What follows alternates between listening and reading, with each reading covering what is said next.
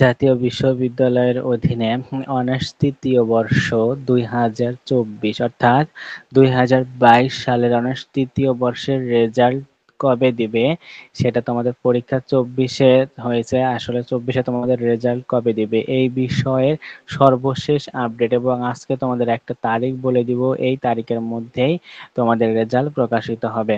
সেক্ষেত্রে দেখো, অনার্স তৃতীয় বর্ষের পরীক্ষা তোমাদের শেষ হয় মে মাসে, এবং সাধারণত যেই নিয়ম সেটা হচ্ছে পরীক্ষা শেষ হওয়ার ৩ মাস পর রেজাল্ট প্রকাশিত হয়। তো ৩ মাস তোমাদের অলরেডি পার হয়ে গেছে, তোমার হচ্ছে ৮ তারিখে শেষ হয়েছে পরীক্ষা। তো সেক্ষেত্রে দেখো, তোমাদের সেই হিসাব যদি হয়, সেই হিসাবে করে আগস্ট মাসে তোমাদের প্রথম সপ্তাহে রেজাল্ট প্রকাশ হওয়ার কথা, অথবা দ্বিতীয় সপ্তাহে রেজাল্ট প্রকাশ হওয়ার কথা। যেহেতু ৮ তারিখে পরীক্ষা শেষ হয়েছে, তাহলে তো দ্বিতীয় সপ্তাহ। তো দেখো, এখন বর্তমানে দ্বিতীয় সপ্তাহে চলছে।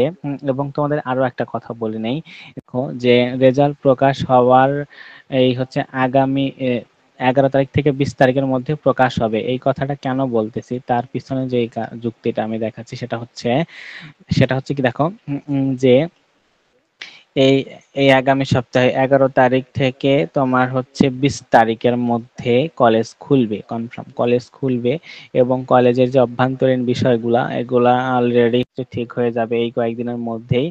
এবং দেখা যাবে যে 15 তারিখের পর বা 18 তারিখ বা 19 তারিখ এরকম সময় হঠাৎ করে বৃহস্পতিবার বা শুক্রবারও দেখছি যে রেজাল্ট প্রকাশিত হয়। তো সেক্ষেত্রে তোমার একদম হচ্ছে অ্যাক্টিভ থাকবে, কেননা যে কোনো সময় তোমাদের রেজাল্ট প্রকাশ হতে পারে সামনের সপ্তাহ থেকে শুরু করে 20 তারিখের মধ্যে। তো তোমাদের একটা সেই জন্য অবশ্যই কি করতে হবে, সেই জন্য সাবস্ক্রাইব করে পাশে থাকা বেল আইকনটি ক্লিক করে রাখতে হবে, যেন রেজাল্ট প্রকাশ হওয়ার সাথে সাথেই নোটিশটা যেন তোমরা পাও। এবং আমি তো এখান থেকে রেজাল্ট প্রকাশ হওয়ার যে প্রকাশিত রেজাল্ট হলো, তখনই হচ্ছে আমি সেই ভিডিওটা দিব।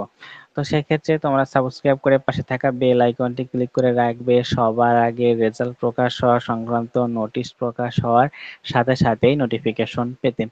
তারপরে তোমরা ধারণা নিয়ে রাখো, আগামী 11 তারিখ থেকে 20 তারিখের মধ্যেই তোমাদের রেজাল্ট প্রকাশিত হওয়ার সম্ভাবনা খুবই বেশি, মানে একদম খুবই বেশি, মানে রেজাল্ট প্রকাশ হবেই এমন বলা যাচ্ছে। তো আজকে এ পর্যন্তই এতক্ষণ সাথে থাকার জন্য ধন্যবাদ। ভালো লাগলে অবশ্যই একটা লাইক দিয়ে সাপোর্ট করে যাবে এবং ভিডিওটি তোমার ফ্রেন্ডদের মাঝে শেয়ার করবে। এতক্ষণ সাথে থাকার জন্য ধন্যবাদ।